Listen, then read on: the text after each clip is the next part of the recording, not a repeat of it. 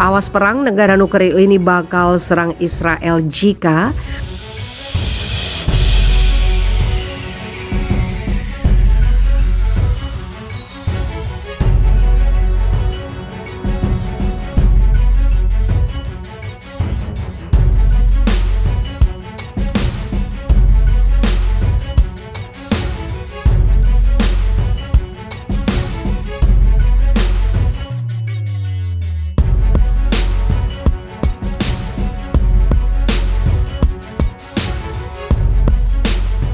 pemerintah Iran akan melakukan serangan kepada Israel bila negara Yahudi itu dirasa mengancam kedaulatannya. Hal itu dilontarkan di tengah penolakan Israel terhadap program nuklir Teheran. Hal ini langsung ditegaskan oleh Presiden Iran Ebrahim Raisi dalam sebuah parade militer. Ia bahkan menyebut serangan itu akan dijatuhkan tepat di pusat negara itu. Jika Anda melakukan tindakan sekecil apapun terhadap negara kami, target angkatan bersenjata kami akan menjadi jantung rezim Zionis, kata Raisi dalam pidato yang disiarkan televisi seperti dikutip Reuters. Israel yang tidak diakui kedaulatannya oleh Iran mengatakan tidak akan menerima Teheran sebagai negara ambang nuklir.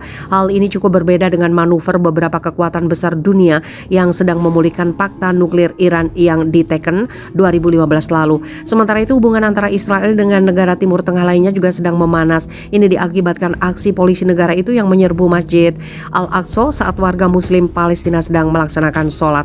Salah satunya adalah Arab Saudi.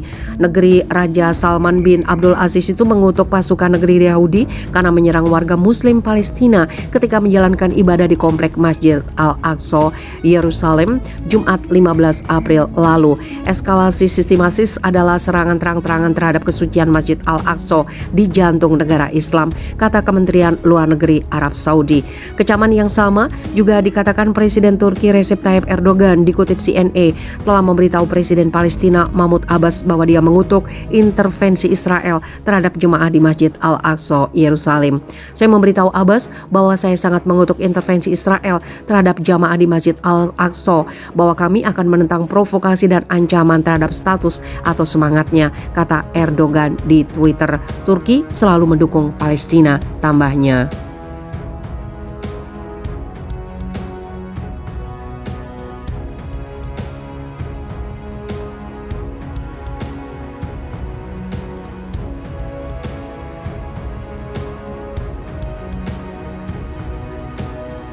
Rusia panggil dubes Israel untuk Moskow protes sikap rezim Zionis.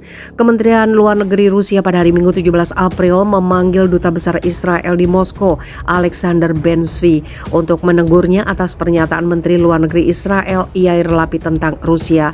Laporan itu diungkapkan Haaretz. Pertemuan yang dijadwalkan Senin 18 April menurut media Israel akan menjadi teguran diplomatik biasa atas kritik terhadap perang Rusia di Ukraina. Kami mencatat serangan anti Rusia lain yang dilakukan pada 7 April oleh Menteri Luar Negeri Yair Lapid dalam konteks dukungan negaranya terhadap resolusi Majelis Umum PBB untuk menangguhkan keanggotaan Federasi Rusia di Dewan Hak Asasi Manusia PBB, ungkap Kementerian Luar Negeri Rusia. Kemlu Rusia menambahkan, kami telah memberikan penilaian kami atas resolusi yang melanggar hukum dan bermotif politik. Ada upaya terselubung untuk mengambil keuntungan dari situasi di sekitar Ukraina untuk mengalihkan perhatian masyarakat internasional dari salah satu konflik tertua yang belum terselesaikan, konflik Palestina-Israel, papar Kemlu Rusia. Sejumlah pejabat Israel menurut Haaretz khawatir hubungan mulai merenggang dan khawatir tentang serangan udara Israel di Suriah. Pernyataan Rusia itu cukup mengutip pendudukan ilegal dan pencaplokan wilayah Palestina oleh Israel dan mengecam blokade Israel yang berusia 15 tahun di jalur Gaza. Lapid menuduh Rusia melakukan kejahatan perang di Ukraina. Israel pekan lalu mendukung mosi PBB untuk menangguhkan keanggotaan Rusia di Dewan Hak Asasi Manusia PBB.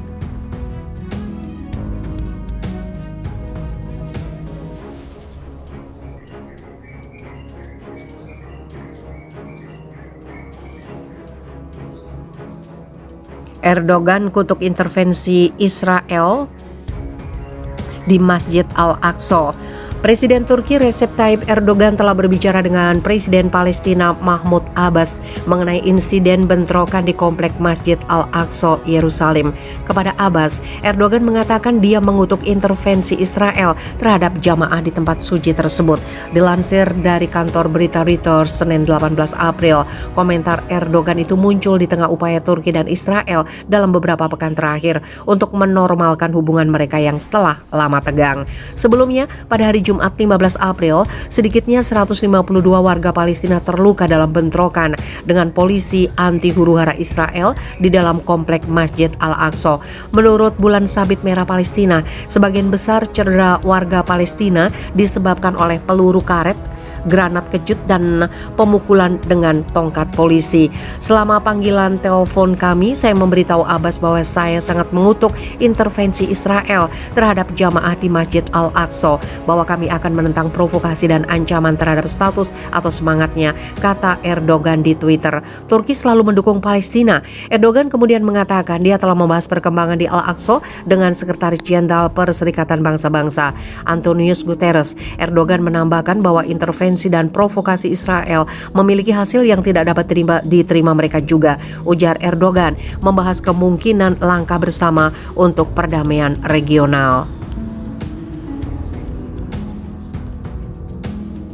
Turki di masa lalu telah meluncurkan berbagai inisiatif di dalam Perserikatan Bangsa-Bangsa dan Organisasi Kerjasama OKI terkait tindakan Israel terhadap Palestina dan kebijakannya mengenai Yerusalem atau statusnya.